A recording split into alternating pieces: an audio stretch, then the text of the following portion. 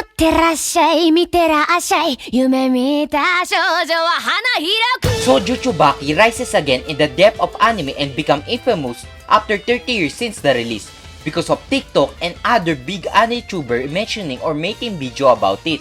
However, our main focus in this video is not the anime itself, but the production side, or specifically, the man who made the anime adaptation of Shoujo Tsubaki. His name is Hiroshi Harada. But before we talk about Hiroshi Harada, a brief explanation of what is Shoujo Tsubaki for the people who still don't watch it. And don't worry, I will not tell any spoilers.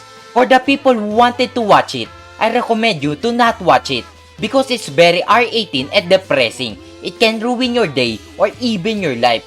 The most banned anime, Chika Gento Gegiga Shoujo Tsubaki, also known as Midori, is a 47-ero guru horror anime film that was released on May 2, 1992. It was based on Suehiro Maruo's manga of the Kamishibai standard. It follows the misadventure of a young girl named Midori who, after losing her mother, joined a fanfare freak show. She is harassed, abused, and humiliated by everyone else in the show.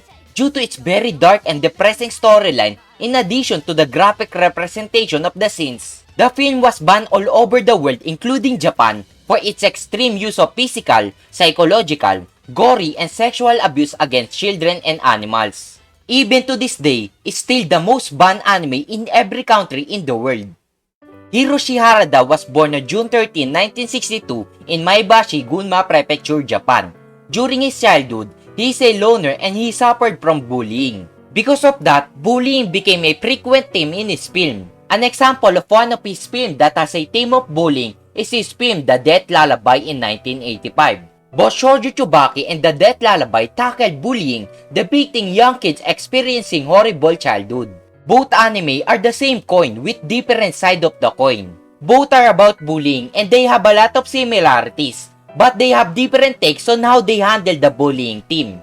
His career started at 1970s. He was a young overworked animator in the animation industry and he hated it. He realized that artistic ambition and the need to sustain oneself had always been a great conflict artists had to fight out with themselves. But the animation industry did not even give him freedom to choose one or another. That's why he quit his job and became an independent animator, and his first independent anime production is City Nocturne in 1979. Fast forward to 1987, Hiroshi Harada is interested in adapting Suehiro 1984's manga, Shoujo Tsubaki, into anime film.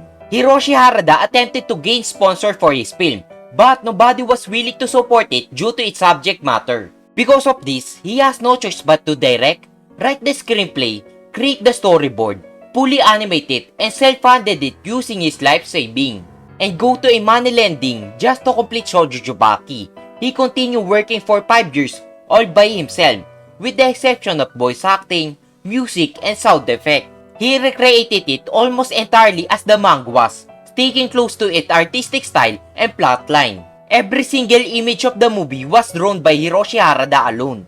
The task was so painstaking with reportedly over 5,000 sheets of animation of work that had to be done. That voice recording did not commence until the summer of 1991, and Hiroshi Harada did not finish producing the film until 1992. Hiroshi Harada creating Shoujo Tsubaki is amazing. It's an art. He utilized many medium. However, Shoujo Tsubaki got banned and watching the film was extremely rare and secretive. Hiroshi Harada became desperate just to earn back all of his spending creating Shoujo Tsubaki. That's why he himself developed a new way to screen Shoujo Tsubaki. What he does is create a freak show event just like in the movie, the venue which had a live theater, live music, and acrobatic performances. However, the people who will attend the venue doesn't know what kind of show is Shoujo Tsubaki, a movie, an anime, or live performance. He did that because for him, it will be interesting to watch the audience getting surprised. Of course, the venue is very secretive.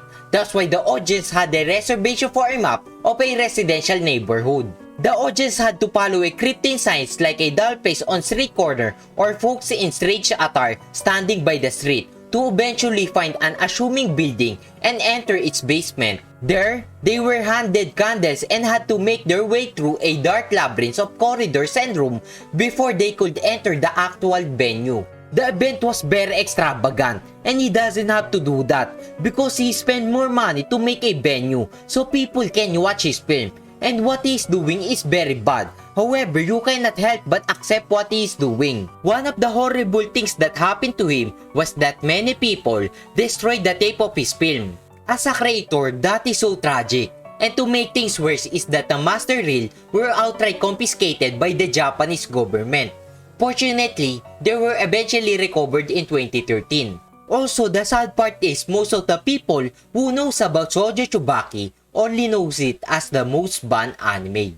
The story might not be the most amazing story, but the production that only one man does all of make this anime so special. His dedication alone make this anime so amazing, and I cannot help admire him more the more I learn about his journey making Shoujo Tsubaki. It's just awesome because for sure, only a few people in the world will gonna do that. Like imagine you're gonna work for 5 years without a salary and the money you have is your life saving and the money you borrow. And of course, you are in debt, so the pressure is much higher. And to make things worse is that what you are working on is having a low chance of succeeding. Also with that 5 years, of course, you will burn out, lose motivation, get tired, artist block, and a lot more. Only the people who have a very big passion, dedication, and only cares about completing the art he makes will do that. And I cannot imagine the shock when he learned that this anime got banned everywhere. People destroyed the tapes and the government confiscated the master reel.